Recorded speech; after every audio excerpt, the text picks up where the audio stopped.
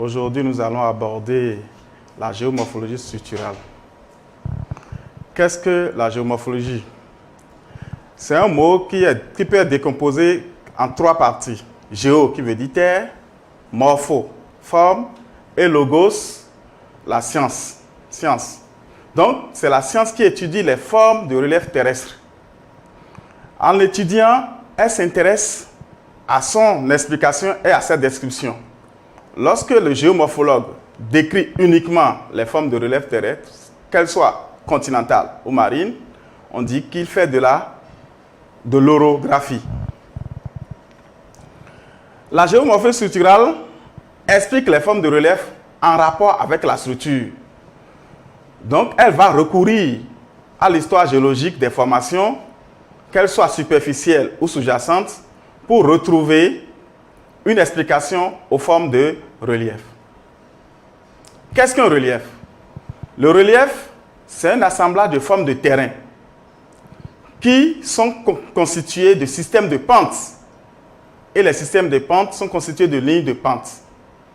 Alors, lorsqu'on met les formes de relief ensemble dans une étendue très vaste, on parle de type de relief.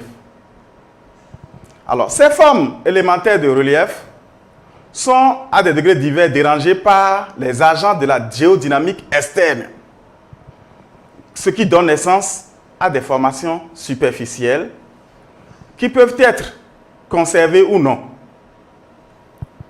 Alors, la figure que voici nous permet d'expliquer comment les formes de relief naissent. Alors, vous avez la thétogenèse, donc c'est la mise en place des formes de relief. Lorsqu'il y a thétogenèse, donc la mise en place des formes de relief à partir des forces tectoniques. Vous avez soit un affaissement ou un soulèvement. Ce qui donne naissance, lorsqu'il s'agit d'un soulèvement, vous avez des reliefs en saillie.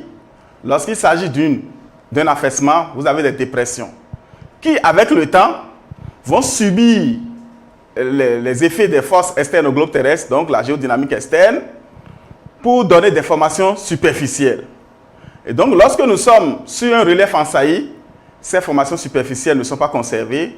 Par contre, lorsque nous sommes dans une dépression, les formations superficielles sont maintenues. Alors, les formations superficielles seront donc présentes quand la dynamique des agents de transport est insuffisante pour les exporter.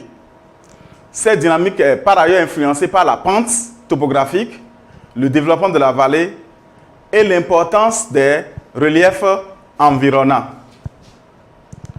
La prochaine fois, nous allons aborder